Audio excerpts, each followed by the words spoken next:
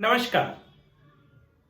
आज मैं बात करूंगा 5 उन भावों की जिनसे कहा जाता है कि सनातन धर्म में आप ईश्वर के और करीब हो जाते हैं। जी हां, ये 5 भाव हैं: शांत एवं प्रशांत भाव, दास भाव, सखा भाव, वात्सल्य भाव और अंतिम है मधुर भाव।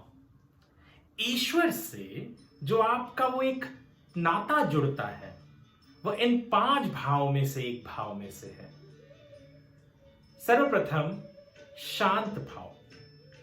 शांत भाव कहा जाता है कि वह व्यक्तियों के लिए है जो इस संसार के हर मोह माया से परे दूर होकर केवल ईश्वर की बातों में तल्लीन हो जाते हैं। तो संतों का जो भाव, संतों का जो नाता होता है कृष्ण से, राम से, शंकर से या ब्रह्मा से, उसे शांत भाव कहा जाता है। तो अनगिनत संत हैं जो उदाहरण है आपके सामने शांत भाव के। दास भाव। दास भाव वो भाव है जहां आप भगवान को अपना स्वामी मानते हैं और उनके चरणों में पूरी जीवन बिताते हैं। यदि दास भाव का सबसे बेहतरीन उदाहरण मुझे कोई देना हो तो मेरे लिए तो वह राम और हनुमान है। राम जग के स्वामी, हनुमान उनके दास जो निरंतर उनके लिए, केवल उनके लिए ही और उनकी ही पूजा, उनकी ही सोच में रहते थे। तीसरा जो मुझे सबसे अधिक पसंद भाव है वो है सखा भाव। सखा भाव जहां एक व्यक्ति उस ईश्वर को, भगवान को, कृष्ण को अपने सखा मानता है। जी हां, जहां वह उसे दोस्त मानता है, उस भगवान को दोस्त मानकर उससे अपनी सारी समस्याओं का हल ढूंढने के लिए, उससे अपनी सारी बातें बेझिझक एक दूसरे के साथ बांटता है। सखा भाव जहां आप भगवान को दोस्त के रूप में देखते हैं, एक मित्र के रूप में देखते हैं, एक सखा के रूप में देखते हैं। इसका यदि कोई उदाहरण देना हो तो मैं दूंगा कृष्ण अर्जुन या कृष्ण और द्रौपदी।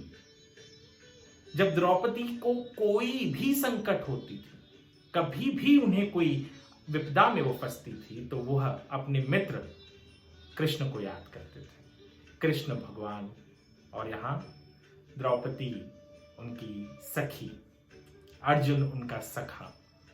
यह है सखा भाव। वात्सल्य भाव जहां भक्त भगवान को अपने बच्चे के स्वरूप में पूजता है।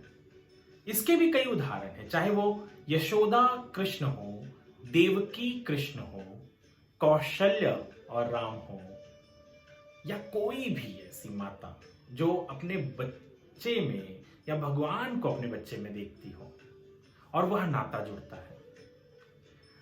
और अंतिम नाता है मधुर नाता, मधुर भाव, जहां भक्त भगवान को अपना पति मानता है।